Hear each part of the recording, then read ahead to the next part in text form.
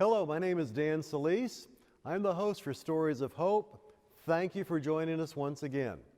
For those of you who have joined us in the past, you may remember Bob Zabor, a nurse at the Washington State Penitentiary, who was sharing some of his experiences both in the hospital as a nurse and then during his time, 25 years, at the state penitentiary. Bob, welcome back. It's good to have you. The last time that we met, we were talking about an inmate, I should say, that attacked you. Some people have heard this part of the story, but many of them haven't, so share this part again. What happened? All right, one morning I was on medication rounds, passing out medications. It was 7:30 in the morning, and I entered this 4-bed ward and went to bed number 3 because the patient was a cardiac patient and had to have his meds in the morning.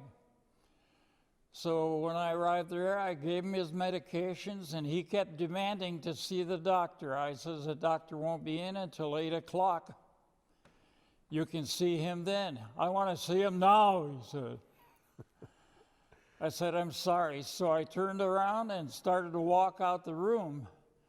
And all of a sudden, I heard this soft thud, like somebody got out of bed and landed on the floor.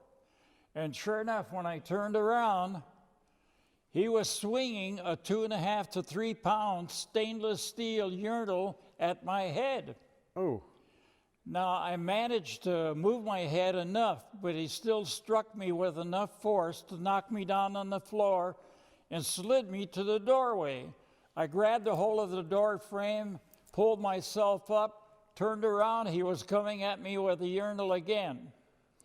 So I grabbed him, threw him out in the hallway, put what we call an arm bar on him, and told him that if he got off the floor, more than his chest was going to hurt. An officer had come up and asked me if I needed a little help. I said, yes, please get some assistance and escort this patient to Big Red. Now, Big Red was a prison within a prison. So that's where all the troublesome inmates in the penitentiary ended up. Now, you were talking about the medications, and I understand that some of the inmates were very clever about their meds and making money from them. Yes. Now, we ran a pill line every day at the hospital, and one day an officer came to me and says, you know, these inmates are beating you with your medication. I said, what do you mean, beating us, you know? He says, well, they're tonguing them or cheeking them and then selling the medication out in population. I said, well, we can take care of that. So we put all the medication in a vial with warm water, shook it up until it was dissolved, and dispensed their medication that way. They were not happy with that. But a couple of days later, the same officer came to me and says, they're beating you again. And I said, you got to be kidding. What's going on? He says, they're putting cotton in their mouth, and when they drink the solution, all the sediment is caught on the cotton. They go back to their cells, dry it out, scrape off the sediment, and sell the medication in population. So this is the kind of person that you were dealing with at the state penitentiary. Yes, very devious but clever, smart, intelligent men. Smart, intelligent, but on the wrong side of the law. Yes. Now, I understand that you also intervened on behalf of some of these inmates, and that wasn't a very popular thing to do with the quote-unquote good guys. That's correct, Dan. As I said, my first few months there were kind of tumultuous, and having about a half a dozen different physical contacts like the one I just explained. Well, one morning I was taking report with the rest of the nursing staff, and I heard some yelling on going down the hallway. So I left report, quickly ran down there, entered this room, and here was an inmate in orange coveralls kneeling on the floor. He was in leg irons, had his legs chained, he had a belly chain, had his hands cuffed, and his handcuffs were handcuffed to the belly chain. And here were two officers beating on him with their riot sticks. So in other words, he was defenseless. Yes. And he was yelling in pain, naturally, when you're struck like that. And I said, hey, you two guys, stop that. And they looked up at me and says, hey, we're the good guys. He's the bad guy. I said, you can't beat a man who's chained up like that in my hospital, you know. I don't know why I call it my hospital, but... Now, haven't you heard that snitches get stitches? Oh, yes. But when this was all over and I told the officers to escort this guy out to Big Red, the inmate turned around and he says, you're going to hear about this in population. And being new at the penitentiary, I didn't know what he'd meant. But evidently he spread the word that that big Polak nurse at the hospital really cared for his patients up there. So all the troublemakers I had of the physical attacks seemed to cease after that. Okay, and for our audience's sake, we want them to realize that your comment was not in any way intended to be racially motivated. You are of Polish descent. Yes, I am.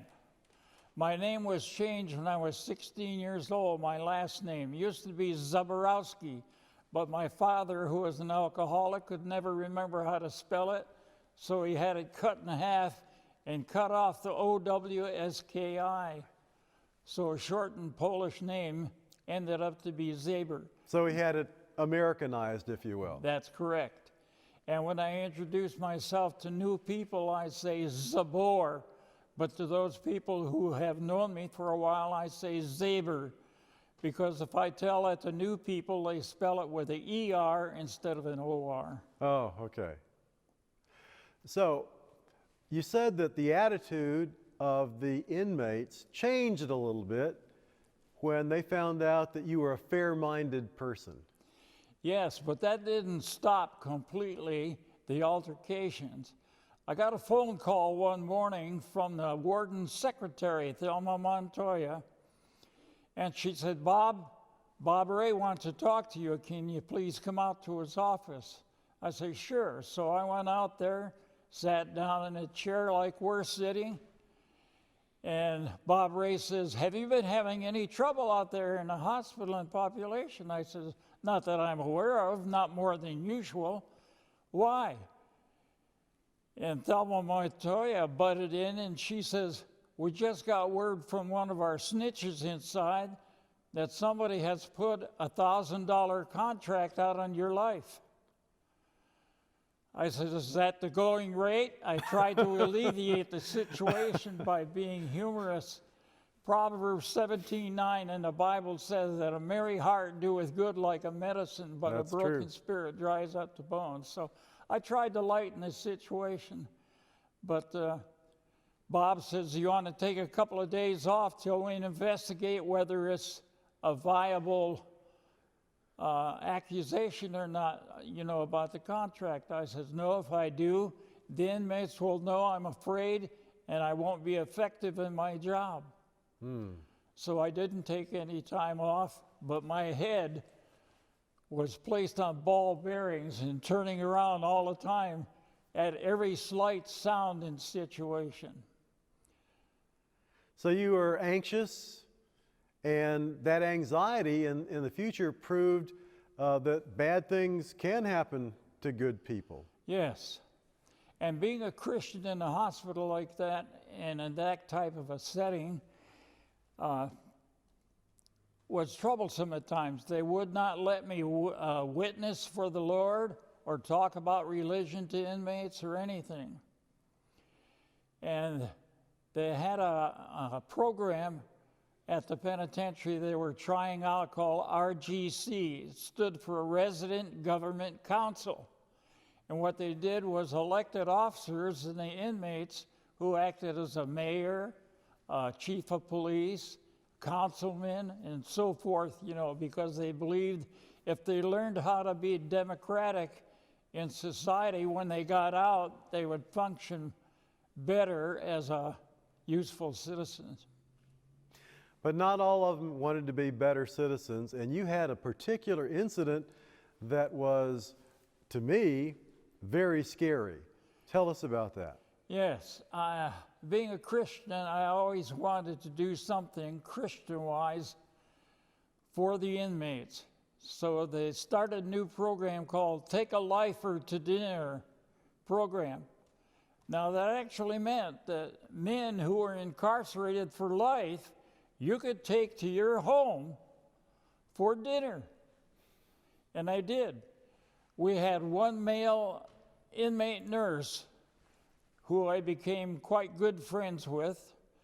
For the sake of the story, I'll call him Baldy, which was not his name, it was a nickname for him.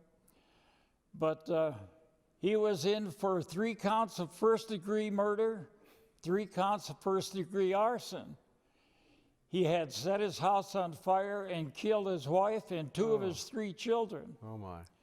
And I was going to take him home for dinner. And my wife says, "Are you crazy?" Even Bob Ray and Thelma says, "Bob, you better go home and talk with your wife about this." Baldy is considered quite a risk as an inmate, but I did. We finally settled on it, and it was kind of unusual. I hope I'm not taking too much time. Go ahead. But when we got out to the parking lot, Jim walked around my car for about 1.5 minutes, and I said, "Why don't you get in?" I had a tan Plymouth at that time, and it had recessed door handles to it. He couldn't figure out how to open the doors and get into the car. He'd been incarcerated for 10 years already. Well, we got in, and as we were heading downtown, I don't know if people remember, but there are 13 sets of railroad tracks that you have to cross to get downtown from the penitentiary. And as we approached downtown, Baldy says, "Could we just take a tour around the city itself before we go to your house?" I said, "Sure." We stopped at Drumhiller's, a sports store. And he says, "Can we go in?" So we went in. And I told myself, I prayed. I says, "Lord, don't let anything happen in here." They got all kind of rifles, guns, bow and arrows, And sure enough, he picked up a rifle. And he looked at me, and I said, "Yeah, you can handle it." So he put it to his shoulder and was waving it around the store, and then he waved it at me. And I said, "Do you wish it was loaded at this time, boy?" He didn't say a word. He just put it down, and we continued to my house. Now, that was a pretty brave thing to do. Foolish. Foolish, you say. Okay. In retrospect. But as you look back on it, God was guiding you at each step of the way when you expressed mercy to the inmates, when you stepped in to protect them against unjust beatings and so forth. God was leading you to take care of yourself, your family, and the inmates that were in your charge. My wife and I, over the last 67 years that we've been married, 67, send her sympathy cards on her anniversary, August 12th. Anyhow. That's a great story. I want to thank you for joining us again. And I want to thank you for joining us for this story of hope. You may be in a situation where you're uncertain, perhaps feel threatened. God can be with you. Amen. Just as God was with Bob in some of these very difficult situations. Let me encourage you. Don't allow tough situations to turn off the mercy and the compassion in your heart. Let God work through you and trust Him to take you through the difficult times. God is a God of love. Amen. He's a God of hope. Amen. And thank you again for joining us for this story of hope.